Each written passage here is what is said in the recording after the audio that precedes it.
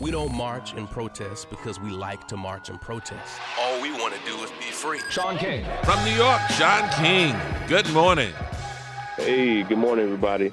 I have a few news stories that I want to break down, but first I just want to take a quick moment to acknowledge the life and legacy of comedian John Witherspoon. Now, I love comedians. It's such a gift to be able to make people laugh, and John Witherspoon had been cracking jokes for generations and had found a way to still be highly relevant decade after decade. Comedians often ask me how they can make a difference in the world, and I'll help them understand what they can do on issues like police brutality or mass incarceration. But the answer I always give comedians is that I hope they just keep making us laugh, because comedians have a way of making you forget, even if just for a moment, how hard this world truly is. And sometimes we just need to escape, and laughter truly is medicine for the soul. So I just want to send my love to the family and friends of John Witherspoon. I also want to take a moment to give us an impeachment update on Donald Trump. As you may know, earlier this week, Trump's own director for European affairs on the National Security Council, a man named Alexander Vindman, testified before Congress. And I had previously said here on the show that no testimony was more damning to Donald Trump than that of lifelong ambassador Bill Taylor. And Taylor's testimony was very problematic for Donald Trump. But what Alexander Vindman, who was an active duty lieutenant colonel in the Army, what Vindman testified to is a serious problem for Trump and is causing the momentum for impeachment to really build. There's a vote in Congress today just on the process, but what Vindman testified to is definitely adding fuel to the fire. First, Vindman testified that he was on the call that Trump had with the president of Ukraine. And Vindman testified that when it came time to make the transcript for the call, that Donald Trump and his staff left out several very important sentences that were specifically said about Joe Biden and his son, Hunter Biden, and how Trump wanted Ukraine to launch an investigation into them. Vindman said that when he told and even insisted that the staff insert those sentences into the transcript, that they left those sentences out of the transcript that Trump later released and bragged about, saying, hey, I'm being transparent. Vindman said that he told them repeatedly that they needed to include the sentences, and they refused to do so, and then moved that transcript to a server that nobody could access. Mind you, this was supposed to be a word-for-word readout of the call. The fact that they not only removed those sentences, but then refused to insert them at the repeated request of their own director of European affairs shows a serious degree of criminal intent and awareness of just how problematic that call truly was. Remember, these are lifelong conservatives who are testifying here. I just want us to understand that. Bill Taylor and Alexander Vindman were Trump appointees, and Trump and conservatives have since had the nerve to question the character and patriotism of these men who had impeccable reputations. They clearly just didn't want to get caught up in a criminal conspiracy. So far, side by side, the testimony of these men is deeply problematic for Trump.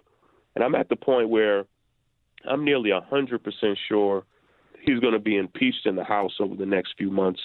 The question is going to come down to the Senate and whether or not 67 senators, which is a high bar, are going to vote to impeach and remove Trump. Again, if you want to check where your senator is, you can go to 67senators.com, and it tracks what your senator has said. I want to transition just for a quick moment because Election Day is coming up next week, and we have so much attention on the presidential primaries that some essential elections next week could be missed. If you know anybody who lives in or near San Francisco, I need you to let them know that they have a historic opportunity to vote in a brilliant new district attorney named Chesa Boudin. He's one of my favorite young leaders in the entire country. We need Chesa to win this election so he can help transform the justice system there in San Francisco from the inside out. But the truth is we have hundreds of DAs running for office all over the country, and I hope that you have a moment this weekend to be informed on who's who in your city and in your county, because sometimes just voting Democrat is not enough. Sometimes you need to know which Democrat to vote for. Listen, I've got to run, but I'll be back here next Tuesday with some more election updates and advice. Take care, everybody. Hey, Shaun. Hey, man. It's Halloween. Do you and your family celebrate Halloween? Do you all dress up? We do. We Really? tend to go out. Yeah. I've been a dad my entire adult life. Our first daughter was born. I was just 20 years old, and so we've been going out with kids for the past 20 years. Really? I don't have a costume yet. I have to get something. But, yeah, we'll probably definitely go out with the kids. It's raining here in New York, but we're going to go out for sure. I love seeing the pictures of you and your family. I don't know about showing your family, Shaun, but over the years you have been kind enough to share some of I'm surprised. the superhero stuff you've done, and it's just fun to see you in that mode. Yeah. You surprised I celebrate Halloween, Tom? Well, yeah, because you're so serious and you always have the scary truth and everything. I'm just, am I alone in thinking this? People are surprised, man, but, the work I do and who I am are sometimes totally different. With my family, they don't see me as a serious activist or anything like that. Yeah. Like they see me as a lighthearted dad, and so you were a superhero. I try to always lighten up for the kids. Right. Well, Weren't that's you a good. superhero last Halloween, Shaun? Yeah. I think I was one of the Incredibles. Incredibles, Yeah. yeah. Something. Yeah, I don't know if it was an Incredible. I think I want to say it was. You were the dad in the Yeah, Incredibles. you were the dad. Yeah. Like, you had a they picture of literally you- just bring me the costume and I just put it on. I have no say in any of it. Good for Yeah. you. Wow. Yeah, I've been Elmo. I do any type of randomness they bring to me, But we'll see. And you stay woke. I'm trying. Absolutely. That's a good balance. In a Halloween costume. Well, tonight you stay dry because I understand y'all got the day full of rain. Yeah, we might have Have to go fun. into some apartment buildings or something and trick or treat. Yeah, have That's fun good tonight. to know. Yeah. Shaun King having fun on Halloween. That's right.